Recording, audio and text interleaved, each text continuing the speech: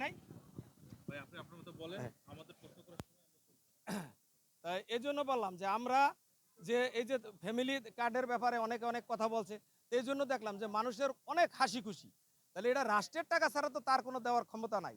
কারণ আমরা ট্যাক্স দেই, ভ্যাট দেই, এটি দিয়ে সাধারণ জনগণরে সেই টাকা রাষ্ট্রে ব্যবহার করবে, এটাই তো নিয়ম।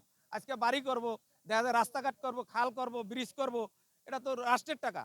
তো জনগণের যদি গরিব মানুষ যদি রাষ্ট্রের টাকা না পায়, তাহলে এটা নিয়ে যদি আমরা বিতর্ক করি, কিছু লোক আছে এটা নিয়ে সবসময় বিতর্ক করে, আসলে তারা ভালো কাজকে ভালো বলে না, ভালো কাজ আসলে ভালো চায় না, কিন্তু আর জনগণরে তারা কিছু দিবারও চায় না। কিন্তু তারা দেখছি এই যে কিছু শ্রেণীর লোক আছে, তারা নিজেকে লোকেরা চাকরি দেয়, কিন্তু সাধারণ মানুষকে চাকরি দিবার চায় না, অন্য কোনো দলের লোকেরা চাকরি দেয় না, সেরকম প্রমাণ তারা দেখাইতে পারবে না। আর বিএমপি দলমাল নির্বিশ্বাসে সবাইরে আপনার এই চাকরি দেওয়ার জন্য ই করে। আবার এই যে ফ্যামিলি কার্ডের ব্যাপারটা, এটা সবাইরেই দেয়।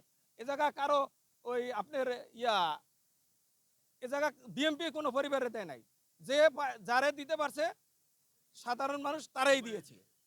তাহলে এখন এরা মনে করে যে ওই দলের টাকা, আরে দলের টাকা তো দিবে কেন?